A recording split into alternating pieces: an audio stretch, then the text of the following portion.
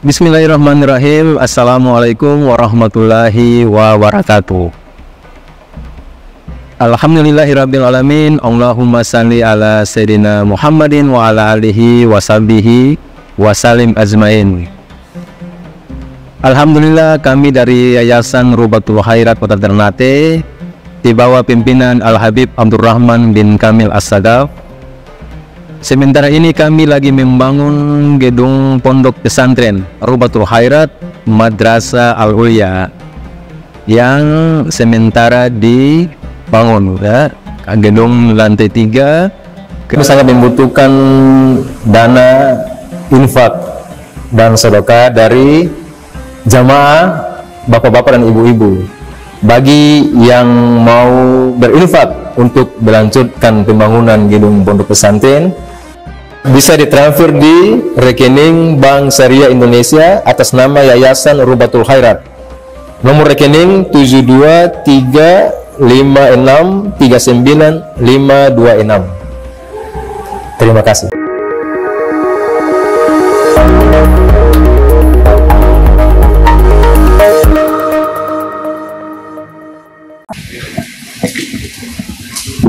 Bismillahirrahmanirrahim. Assalamualaikum warahmatullahi wabarakatuh. Waalaikumsalam.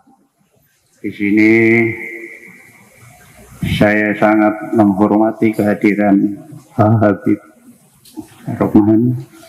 Untuk itu kesempatan kami untuk bertanya bahwa tausiah yang dia arahkan pada hari ini sangat menyentuh bagi masyarakat di Bumi Restu khususnya dan sekitarnya.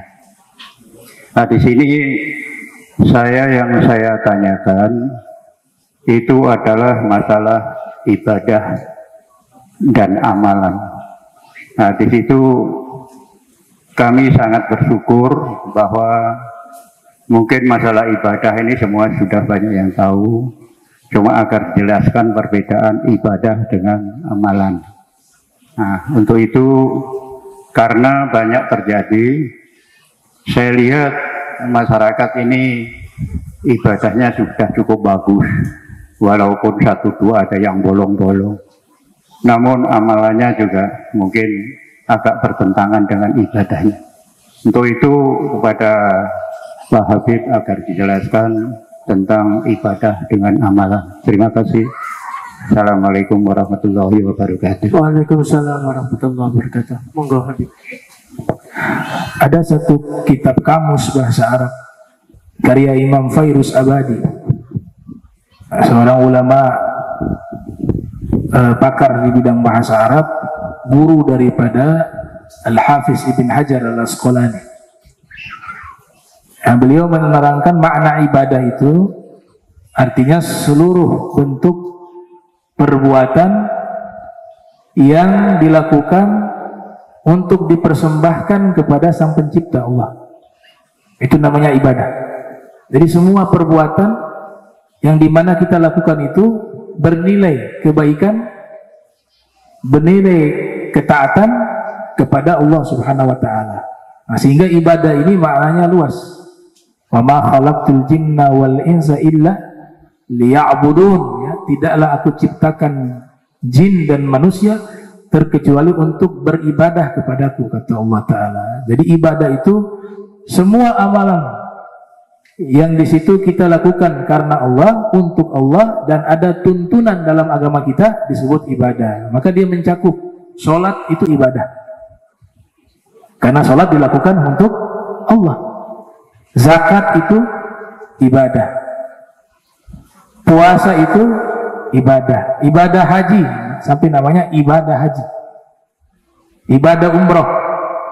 Nah, jadi semua perbuatan yang kita lakukan untuk Allah dan ada tuntunannya dalam agama kita disebut ibadah. Bahkan doa juga ibadah. Ad-doa mukhul ibadah, kata Nabi. Doa itu otak daripada ibadah. Nah, itu ibadah. Kalau amal itu artinya berbuat. Amal artinya berbuat. Jadi dia maknanya umum.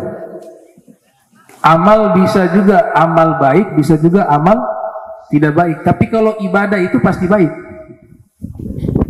Yang namanya ibadah itu pastinya semuanya kebaikan. Tapi yang namanya amal itu artinya perbuatan, masih umum. Bisa baik, bisa tidak baik. Makanya disebut ada amal soleh. Nah, amal itu baik kalau harus ada tambah soleh, amal baik. Amal tidak baik, amal toleh, amal yang tidak baik. Nah, jadi perbedaannya itu antara ibadah dengan amal. Itu diterangkan juga oleh Ibnu Faris dalam kitab Nikyas beliau. Baik.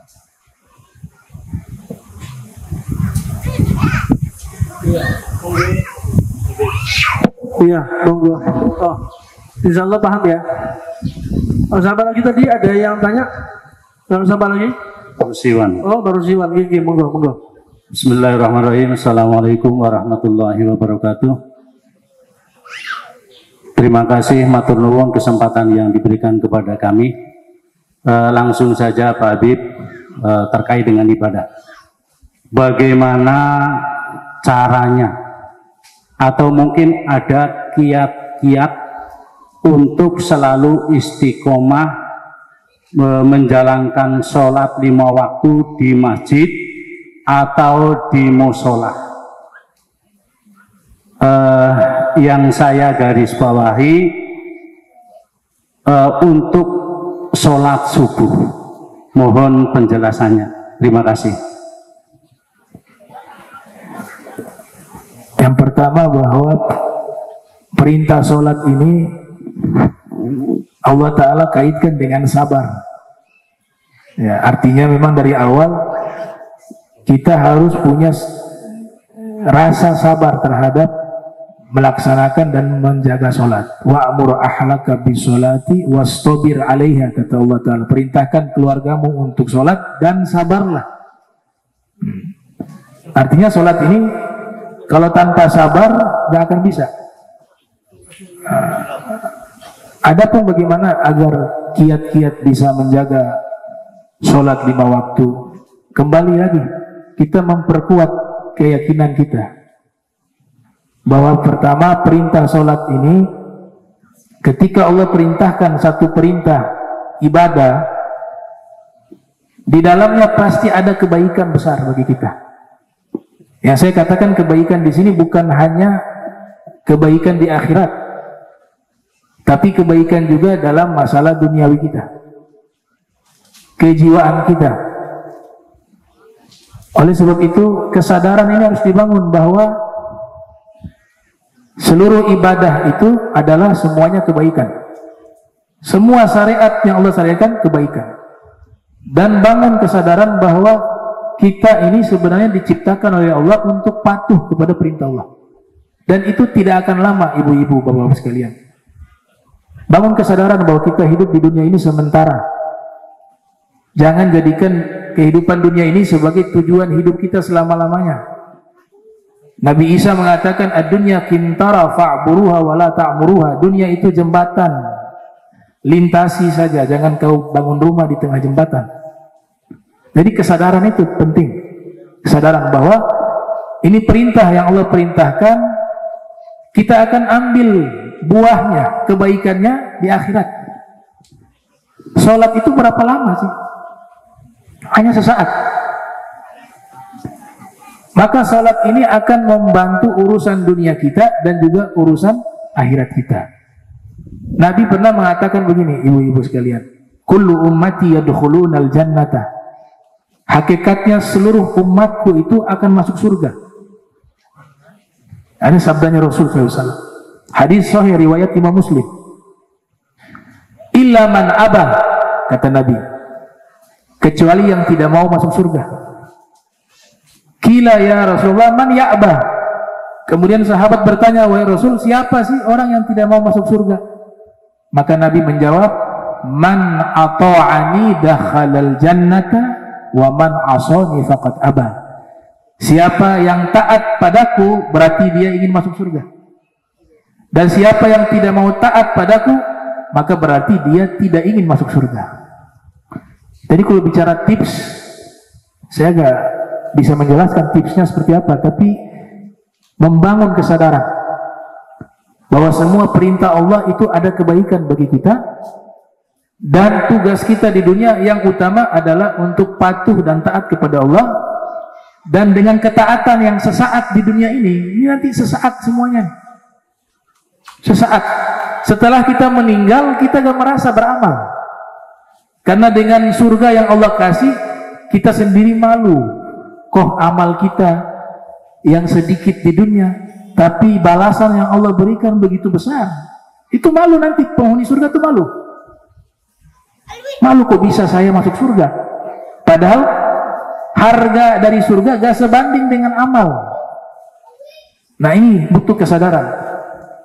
Ya, sesaat kita hidup di dunia, kata Imam Syafi'i, ad-dunya sa'ah faj'alha ta'ah. Al-Imam Syafi'i mengatakan, kehidupan di dunia hanya sesaat, maka jadikanlah hidup kalian di dunia ini dengan ketaatan kepada Allah Subhanahu wa ta'ala.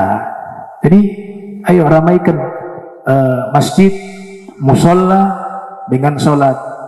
Antum mau sukses dunia, caranya sholat. Perbaiki hubunganmu dengan Allah, Allah akan perbaiki urusanmu, baik urusan dunia maupun urusan akhirat. Man aslaha ma bainahu wa bainallah, aslahallahu ma bainahu wa baina khalq. Siapa yang memperbagus hubungannya dengan Allah, maka Allah yang akan mengurus semua urusannya, baik di dunia maupun di akhirat.